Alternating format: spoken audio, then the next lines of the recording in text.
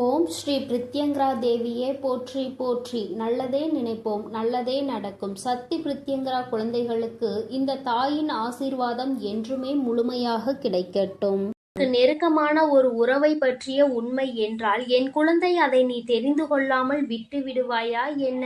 என் தங்கமே, அம்மா சொல்கின்ற விஷயத்தை உன்னுடைய மனதிற்குள் தெளிவாக எடுத்துக்கொண்டு அம்மா சொல்வது உண்மை என்பதை நீ முழு மனதார நம்பினால் மட்டுமே நான் சொல்கின்ற வார்த்தைகள் வாழ்க்கையில் அப்படியே நடக்கும். என் தங்கமே, உன்னுடைய உணர்வுகளை புரிந்து கொண்டு நீ இன்று இருக்கின்ற சூழ்நிலை என்னவென்று தெரிந்து கொண்டு உன்னை தேடி ஒரு உறவு ஒன்று வரப்போகிறது. என் தங்கமே, வாழ்க்கையில் எந்நாளும் தனிமையாக நின்று கொண்டிருக்கிறோம். அம்மா ஏமாற்றங்களையும் அவமானங்களையும் பல துரோகங்களையும் சந்தித்து விட்டு இப்பொழுது எனக்கென்று யாரும் இல்லாத ஒரு நிலையில் நான் நின்று கொண்டிருக்கிறேன் என்று என் பிள்ளை நீ வேதனைப்பட்டு கொண்டிருக்கிறாய் அல்லவா? என் தங்கமே, நீ நம்பிய உறவு ஒன்று உன்னை மிகவும் அதிகமான ஏமாற்றத்திற்கு உள்ளாக்கி அகல பாதாளத்தில் தள்ளிவிட்டு சென்று விட்டது. உன்னால் அதிலிருந்து மீண்டும் எழும்பவே முடியாத கஷ்டத்தில் நீ தவித்து நின்று கொண்டிருந்தாய். உதவிக்கு என்று யாரும் இல்லாமல் தவித்து நின்ற பிள்ளையை இந்த தாயானவள் நான் தான் வாழ்க்கையில் கை தூக்கி விட்டு மேலே எழுப்பி விட்டிருக்கின்றேன். என் தங்கமே, இப்பொழுது அந்த உறவை பற்றிய சிந்தனைகள் எதுவும் இல்லாமல் நல்லதொரு வாழ்க்கையை வாழ வேண்டும் என்று என் குழந்தை நீ நினைக்கின்றாய். வாழ்க்கை இதோடு முடிந்துவிடவில்லை. என் வாழ்க்கையை நான் இனிமேல் தான் வாழ ஆசைப்படுகிறேன். எனக்கு துரோகங்களை செய்தவர்கள், ஏமாற்றத்தை கொடுத்தவர்கள் முன்னிலையில் நான் வாழ்ந்து காட்ட வேண்டும். என்னை விட்டதற்காக அவர்கள்தான் வருத்தப்பட வேண்டுமே தவிர ஒரு நாளும் அவர்கள் விட்டு சென்றதற்காக நான் வருத்தப்படக்கூடாது. அந்த அளவிற்கு என் வாழ்க்கையில் முன்னேற்றங்கள் வந்து சேர வேண்டும். என் வாழ்க்கை அவர்கள் முன்னிலையில் நல்லபடியாக இருக்க வேண்டும் என்று நினைக்கின்ற என் பிள்ளைக்கு நிச்சயமான வாக்கினையும் உன் வாழ்க்கையில் நடக்க போவதையும் சத்திய வாக்காகவும் உனக்கு கொடுக்க வந்திருக்கின்றேன். என் குழந்தையே, முதலில் அம்மா வாக்கினை கேட்பதற்கு முன்பாக மனதில் இருக்கின்ற தேவையற்ற எண்ணங்களை தூக்கி எறிந்துவிடு. தேவையில்லாத சிந்தனைகள் தான் உன்னை தேவையில்லாத விஷயங்களை பற்றி சிந்திக்க வைக்கிறது. துரோகங்களை செய்தவர்கள், ஏமாற்றினார்கள் என்று தெரிந்துவிட்ட பிறகு அவர்களை பற்றி நீ நினைக்க வேண்டிய அவசியம் ஒரு துளி அளவு கூட இல்லை என்பதை முதலில் நீ புரிந்து கொள்ள வேண்டும். யாருக்காகவும் உன்னுடைய நேரத்தை நீ வீணடித்து கொண்டிருக்காதே. அவர்கள் உனக்காக இது நாள் வரையிலும் என்னவெல்லாம் செய்தார்களோ அவையெல்லாம் உண்மையாக தான் இருந்தது என்று நீ நினைக்கலாம். ஆனால் எல்லாமே முடிந்து போகின்ற அளவிற்கு செய்தது எல்லாம் இல்லை என்று சொல்கின்ற அளவிற்கு காயங்களை கொடுத்து விட்டார்கள் அல்லவா? அதன் பிறகு நீ அதை பற்றி சிந்திக்க வேண்டிய அவசியம் உனக்கு ஒருபோதும் இல்லை என்பதை முதலில் நீ புரிந்து கொள். என் குழந்தையே, வாழ்க்கையில் ஒரு உறவு என்பது நீ இருக்கின்ற சூழ்நிலையை அப்படியே புரிந்து கொள்ள வேண்டும். உன்னுடைய மனநிலை எப்படி இருந்தாலும் அதை புரிந்து கொள்ள வேண்டும். அந்த மனப்பக்குவத்தில் இருக்கின்றவர்கள் மட்டுமே உன்னோடு உனக்கான நல்லதொரு அன்பினை தர முடியும் என்பதை முதலில் நீ புரிந்து கொள்ள வேண்டும். வாழ்க்கை உனக்கு கஷ்டங்களையும் காயங்களையும் கொடுத்த நாட்கள் எல்லாம் நீ எப்படி இந்த வாழ்க்கையே வேண்டாம் என்று நினைத்தாயோ அந்த முடிவினை இப்பொழுது மாற்றி எப்படி வாழ வேண்டும் என்று நினைக்க தொடங்கி இருக்கின்றாயோ அதுபோலதான் நீ இருக்கின்ற சூழ்நிலையில் இருந்து மீண்டு வந்து நல்ல சூழ்நிலைக்கு நீ நல்லதொரு உறவை நாடி வந்து கொண்டிருக்கின்றாய் என்பதை முதலில் புரிந்துகொள். முதலில் வாழ்க்கையில் ஏற்பட்ட காயங்கள் உனக்கு உறவுகள் என்பது எப்படிப்பட்டது, எப்படிப்பட்ட சூழ்நிலையில் எப்படி நடந்து கொள்வார்கள் என்பதை உணர்த்துவதற்காக வந்தது என்பதை நீ உணர்ந்து கொள்ள வேண்டும். ஒரு முறை காயப்பட்டு விட்டால் மீண்டும் மீண்டும் காயப்படுவோம் என்று நினைக்காதே. ஒரு முறை தவறி விழுந்து விட்டால் மீண்டும் விழமாட்டாய், நிச்சயமாக எழுந்து நிற்பாய் என்பதை நீ முதலில் நம்ப வேண்டும். என் தங்கமே, ஏமாற்றத்தை கொடுத்தவர்களே அங்கே ஒன்றும் தெரியாதது போல சந்தோஷமாக இருக்கும் பொழுது உனக்கு மட்டும் என்ன குறை? என் தங்கமே, நீ இந்த வாழ்க்கையை சந்தோஷமாக வாழ வேண்டும். வேண்டும். உனக்கென்று நான் கொடுத்திருக்கின்ற இந்த அழகான வாழ்க்கையில் உனக்கு நிச்சயமாக அழகான பக்கங்கள் அங்கே காத்து கொண்டிருக்கிறது என்பதை நீ மறந்து விடாதே. கடினமான காலத்தை தாண்டி விட்டாய். இனி கஷ்டங்கள் உனக்கு நிச்சயமாக இல்லை. இனி சந்தோஷமான காலத்தை நோக்கி நீ பயணித்துக் கொண்டிருக்கிறாய். எந்த ஒரு உறவு உன்னுடைய சூழ்நிலையை புரிந்து கொண்டு உன்னுடைய மனநிலையை ஏற்றுக்கொண்டு உன்னோடு வந்து உனக்கான அன்பினை கொடுக்க காத்து கொண்டிருக்கின்றார்களோ அந்த அன்பினை ஒரு நாளும் நீ உதாசீனம் செய்து விடாதே. ஏற்கனவே நீ உண்மையான அன்பினை ஏற்றுக்கொள்ளாமல் போலியான ஒரு அன்புக்கு மயங்கியதால் தான் இப்பொழுது இத்தனை ஏமாற்றத்தையும் தாண்டி நிற்கிறாய் என்பதை மறக்க கூடாது. என் தங்கமே, மீண்டும் அந்த உறவானது உண்மையான அன்பினை உன்மேல் வைத்து உன்னை தேடி வரப்போகின்றது. என் குழந்தையே, அவர்கள் உன் வாழ்க்கையில் ஏற்கனவே வந்தவர்கள்தான். புதிதாக யாரும் வரவில்லை. ஏற்கனவே வந்து நீ உதாசீனம் செய்த ஒரு உறவு மீண்டும் உனக்கான அன்பினை கொண்டு ஒரு புதிய உறவாக உன் வாழ்க்கையில் நுழைவதற்கு காத்து கொண்டிருக்கின்றார்கள். அவர்கள் வருவதற்கு தயாராக இருக்கின்ற இந்த நேரத்தில் நீதான் உன் வீட்டு வாசற்கதவை திறந்து வைத்திருக்க வேண்டும். என் தங்கமே, நீ தேடிய அந்த அன்பு உன்னை ஏமாற்றியது. ஆனால் உன்னை தேடி வருகின்ற இந்த அன்பு ஒரு நாளும் உன்னை ஏமாற்றாது. மாறாக நீ எதிர்பார்த்த அத்தனை அன்புகளும் இவர்களிடத்தில் இருந்து உனக்கு நிச்சயமாக கிடைக்க போகிறது.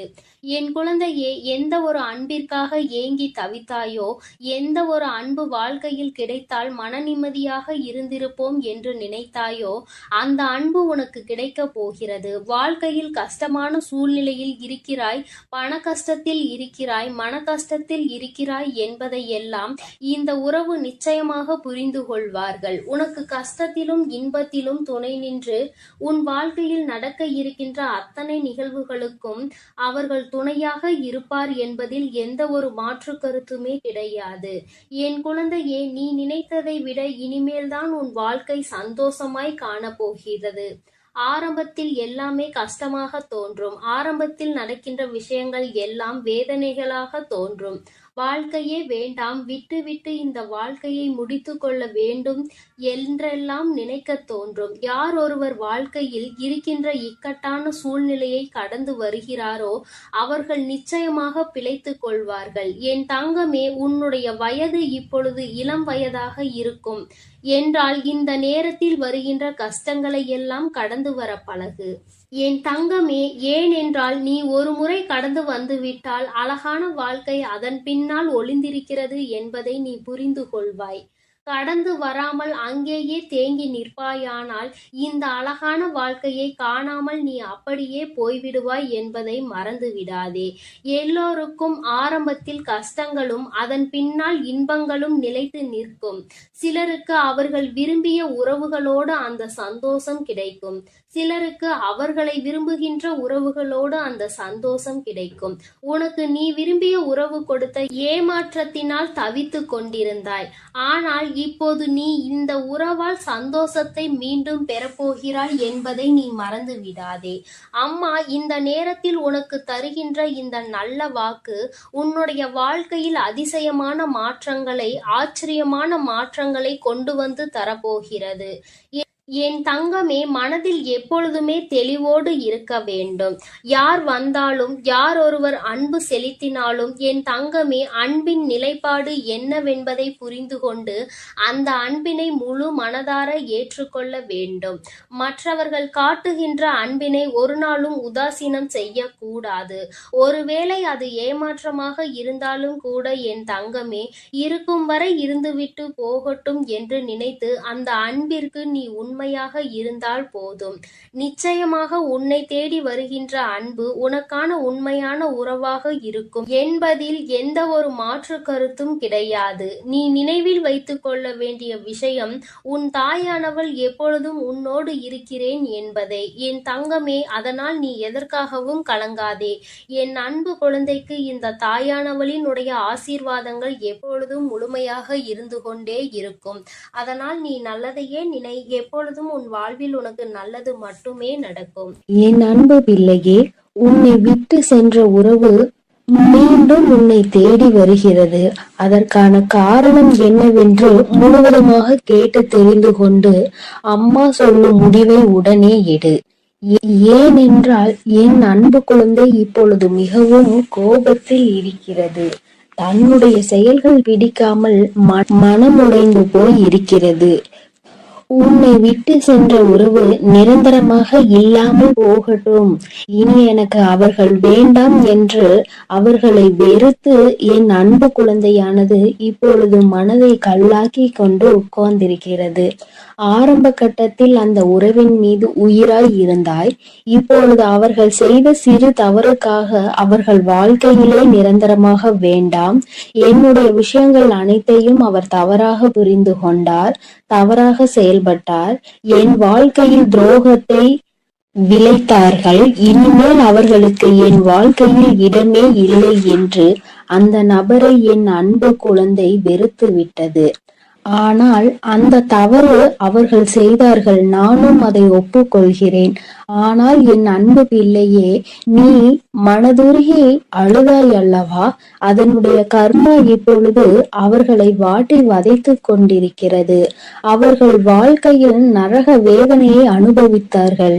ஏனென்றால் என் அன்பு குழந்தை உண்மையாக இருந்தது, அவர்களையே முழுமையாக நம்பி இருந்தது. ஆனால் அவர்கள் துரோகம் செய்து ஏமாற்றி விட்டார்கள். ஒரு உண்மையான உறவை அலட்சியம் செய்தது உண்மைதான் என் அன்பு குழந்தையே. ஆனால் அவர்கள் பட்ட துன்பம் இருக்கிறதே, அது நரக வேதனை. தினம் தினம் உனக்கு செய்த துரோகத்திற்காக கர்ம வினை அவர்கள் வாழ்க்கை முழுவதுமே நடந்து கொண்டிருக்கிறது. சில காலத்திலே நல்லது எது, கெட்டது எது, நல்ல உறவு எது, பொய்யான உறவு எது என்று உன் உறவானது புரிந்து கொண்டது. உன் தாயானவள் அதை தெரியப்படுத்தி விட்டேன்.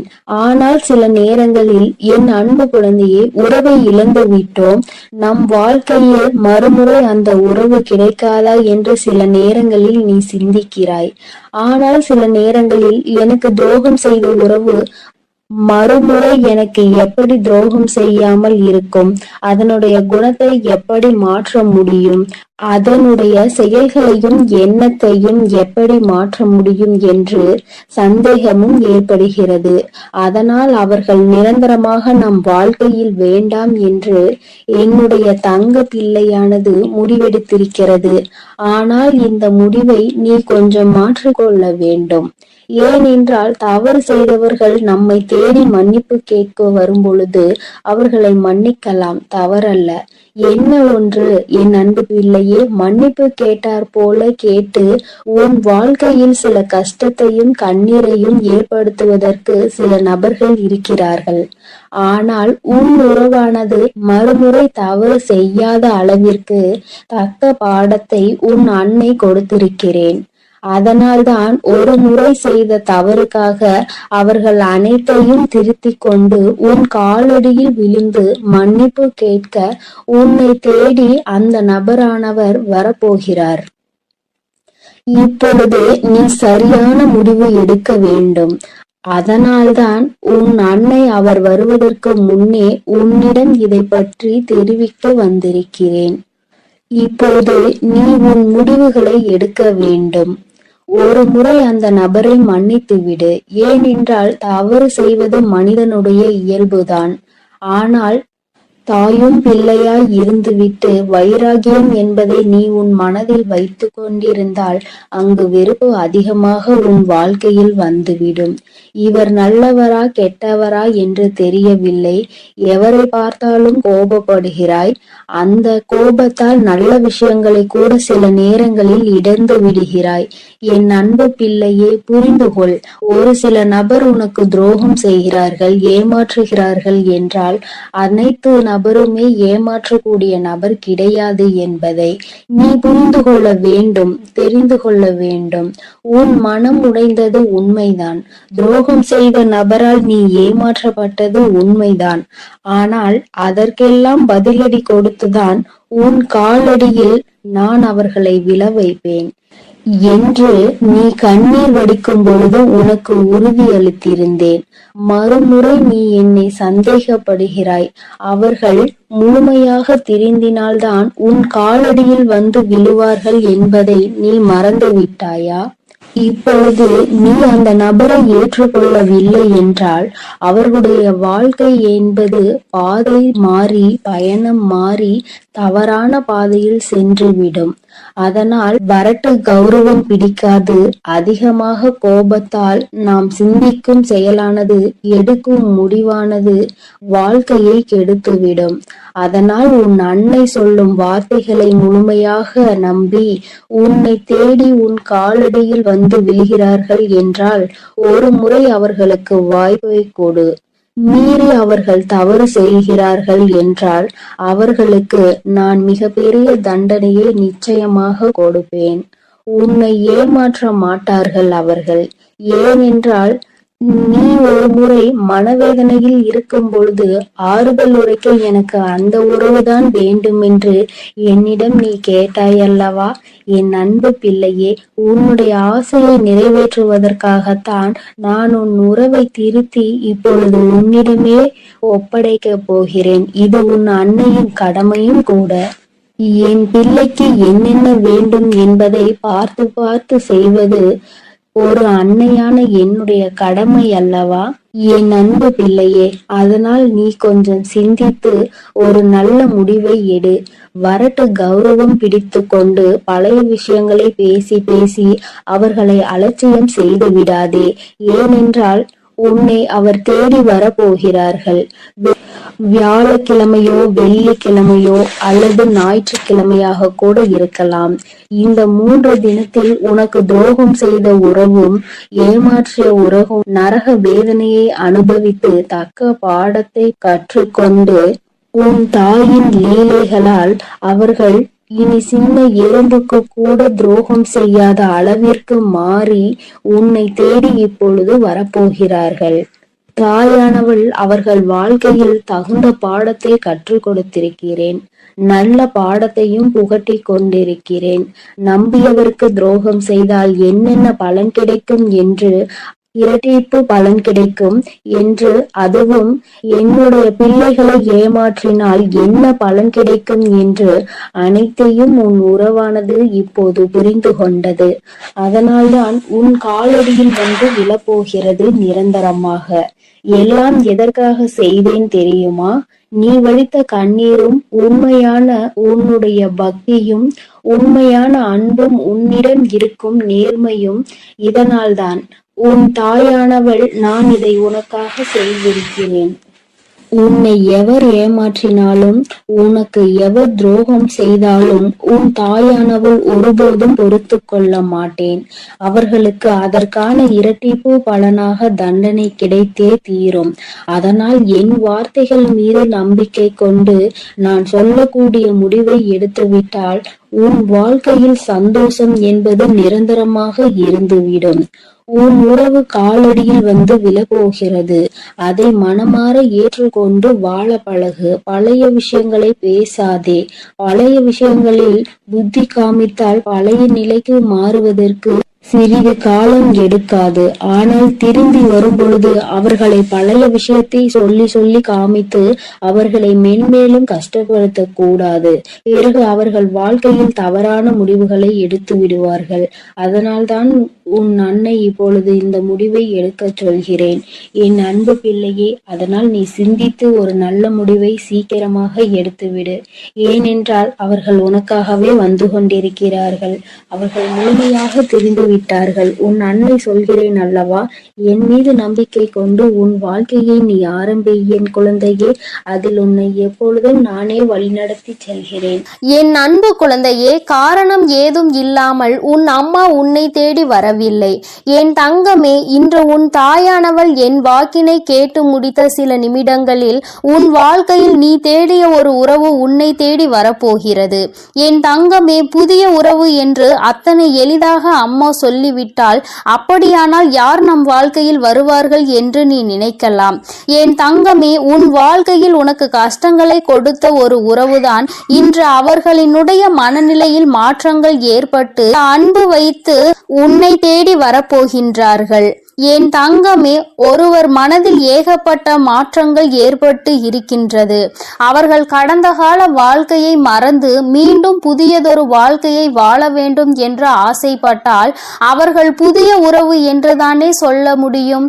அம்மா உன்னிடத்தில் அப்படி என்ன சொல்ல போகிறேன் என்று நீ கேட்க ஆர்வமாக இருக்கின்றாய் அல்லவா? உன்னிடத்தில் இந்த வாக்கினை தந்து கொண்டிருக்கின்ற நானும் மிகுந்த மகிழ்ச்சியோடு இருக்கின்றேன்.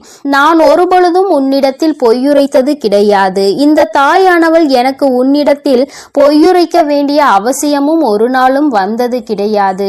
ஏனென்றால் உன்னுடைய வாழ்க்கையில் என்ன நடக்குமோ என்று அதை பற்றி மட்டும்தான் நான் எப்பொழுதுமே உன்னிடத்தில் சொல்லிக்கொண்டு இருக்கின்றேன். என் குழந்தைக்கு என்னவெல்லாம் வாழ்க்கையில் கொடுக்க வேண்டும் என்று நான் நினைக்கின்றேனோ அதையெல்லாம் சரியான நேரத்தில் உன் கைகளில் கொண்டு வந்து நான் தந்து விடுவேன். என் தங்கமே, இது நாள் வரையிலும் உன் வாழ்க்கையில் நீ அடைந்த அத்தனை கஷ்டங்களும் சோதனைகளும் இந்த உறவு மனமாறி உன் வாழ்க்கையில் மீண்டும் வந்த பிறகு எல்லாமே தலைகீழாக மாற்றத்தை அடைய போகின்றது. ஒவ்வொரு நாளும் நீ சந்தித்த சோதனை காலம் எல்லாம் முடிந்து இனிமேலும் இந்த வாழ்க்கையில் உனக்கு எந்த கஷ்டங்களும் இல்லாமல் சந்தோஷத்தை நீ முழு மனதார அனுபவிக்க போகின்றாய். இந்த அம்மா உன்னோடு உன்னுடைய வாழ்க்கையில் வந்துவிட்ட பிறகு நான் உனக்கு கஷ்டங்களை நிரந்தரமாக்கி விடுவேனா என்ன? நிச்சயமாக உனக்கு இதிலிருந்து நல்லதொரு தீர்வினை நான் கொடுக்க வந்திருக்கின்றேன்.